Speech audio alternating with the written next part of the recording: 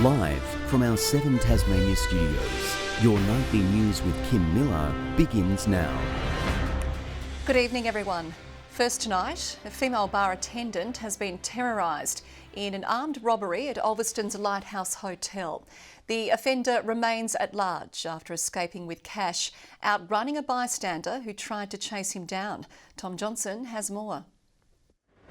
At 9:20 last night, a man entered the gaming area of the Lighthouse Hotel brandishing what appeared to be the barrel of a firearm.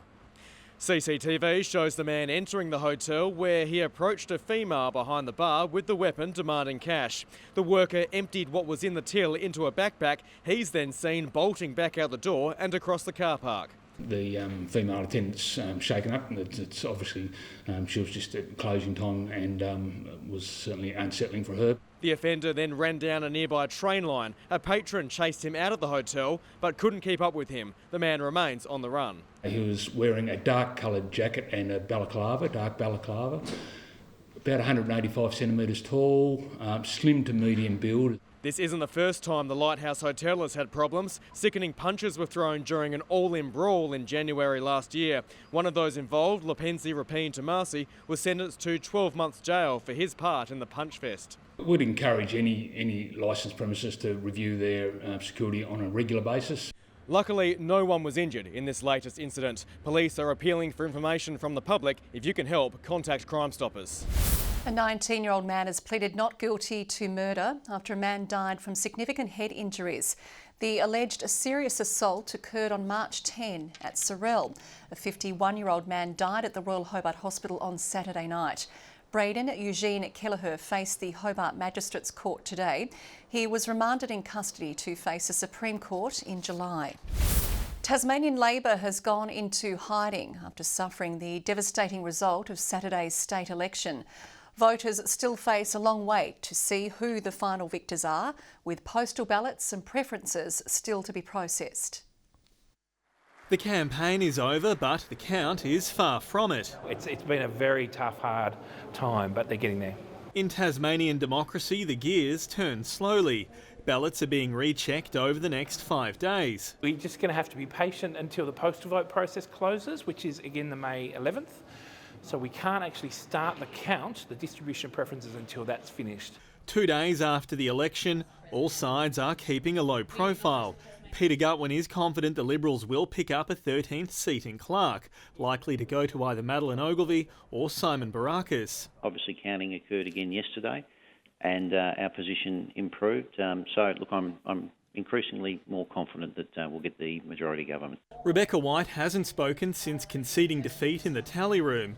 It's unclear if she will stay on as Labor leader or if she still has the support of her Labor colleagues. Dean Winter is ruling out a tilt at the top job. State Secretary Stuart Benson failed to respond to multiple requests for interview today. What went wrong in Hobart will be a key question in any review. It is the worst result by Labor in any electorate ever. And it's just stunning how much their vote has collapsed in Clark. The campaign is over, but Labor's struggles are far from it. Sean McComish, 7 Tasmania News. Burnie City Council has announced a wave of cost-cutting measures amid financial difficulties. In a statement today, the council said there would be a yet-to-be-determined number of redundancies. Some council-operated facilities, including the Burnie Regional Museum and Visitor Information Centre, will close, while the city will not run its own events in the future. It also announced it would be withdrawing from the Cradle Coast Authority, citing a lack of value for money. The next stage of the state's COVID response has begun, with all Tasmanians over 50 now eligible to receive a vaccination. It's resulted in the public health hotline being flooded with callers facing lengthy wait times for information. Tasmania's return to normality presses forward. From today, government clinics are offering anyone over 50 a COVID jab, while GPs follow suit on May 17.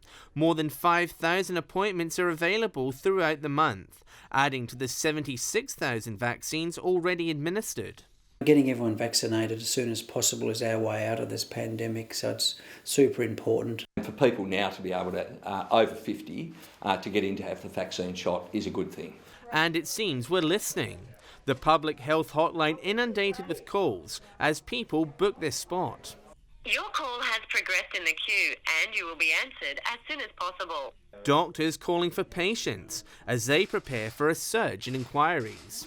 Not as bad as when it was first announced, but yes, we're expecting increased calls. Ensuring regional residents can access vaccines remains a challenge. The Pharmacy Guild putting its hand up to assist, saying its members are willing to fill the gaps.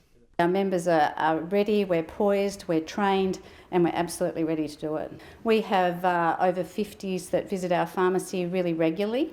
Concerns also raised. Not all those responsible for administering the jab have had one themselves.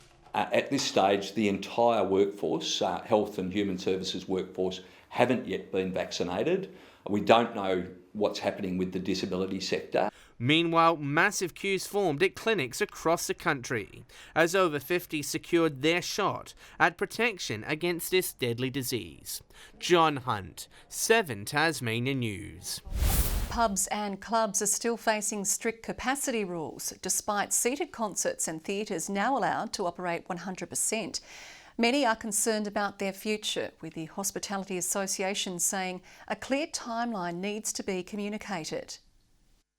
With a new sound system and lights on the way thanks to a federal grant, future shows at the Royal Oak will sound a little better. I think it will make it far more comfortable to have better sound and better lighting, and it'll be a better experience. We're starting to see people keen to get back out and experience live music and experience everything that these venues have to offer. Restrictions are still ravaging the live music industry. Once bouncing venues like the Oak lie empty more often than not these days. We've had to shrink our schedule. We were booking live music 4 nights a week, and obviously that's just not tenable at the moment under current restrictions.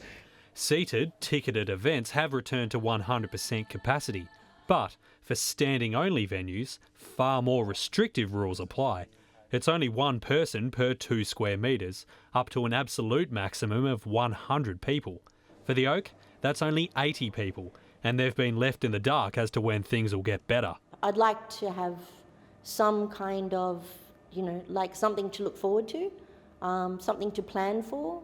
That would be great. Public Health didn't respond to a request asking what plans were in place to ease restrictions at standing events.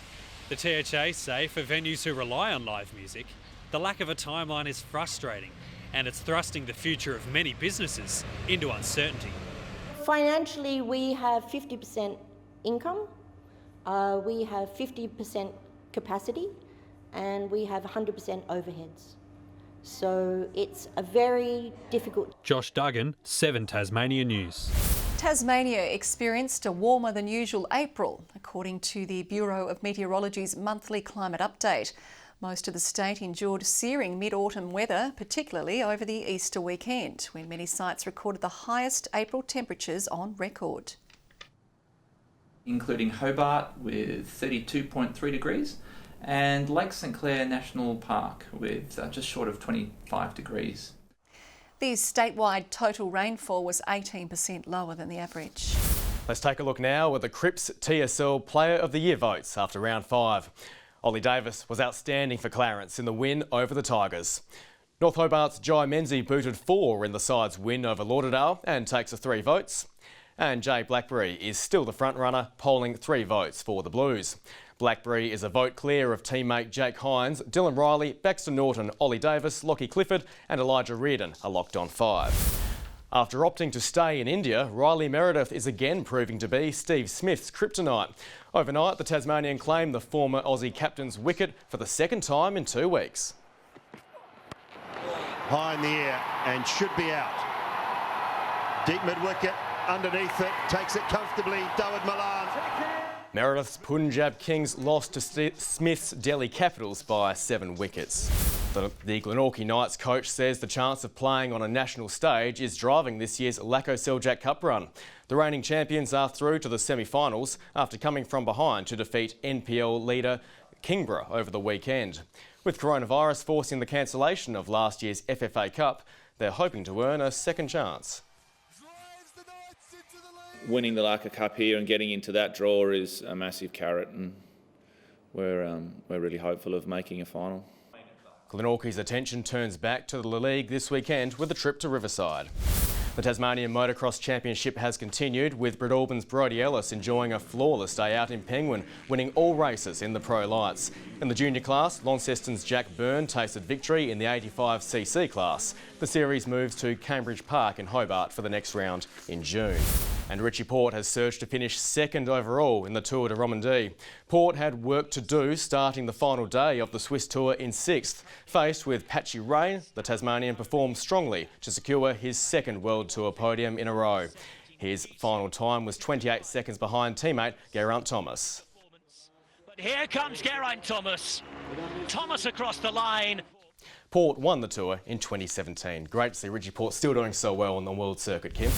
Good evening. St Helens and Friendly Beaches out top the day with 20. Hobart 17, Launceston and Burnie 19, Devonport 18 degrees. Most temperatures above average. Low Head and Flinders Island 18, Ouse and King Island 15, Strawn 14, Grove 12 degrees. A thick band of cloud moved over northern Tasmania, a thunderstorm or two over the central north as well.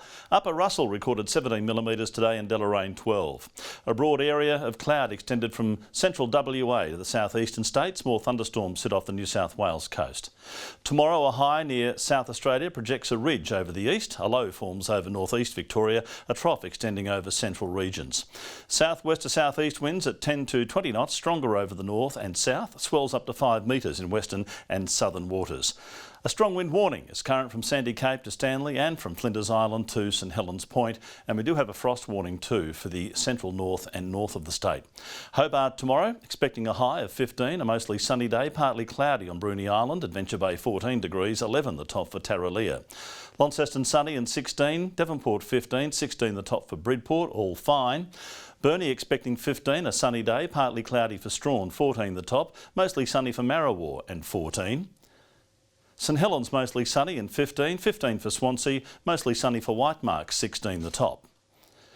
On Wednesday, fine and partly cloudy, a drizzle patch over the west and far south. A few more showers about on Thursday, mainly over the north and east, and on Friday showery again for those regions with evening showers in the west. A possible storm for Perth. Partly cloudy in Adelaide tomorrow, rain easing from Melbourne, showers developing over Canberra and Sydney, and a possible late storm for Darwin. And for the residents of Geelong, where since Saturday night conditions have been very grisly, and currently here it's cloudy or showery, Kim. You had to get it in, it was only 2 points, Merv. And that is your news for this Monday. Good night.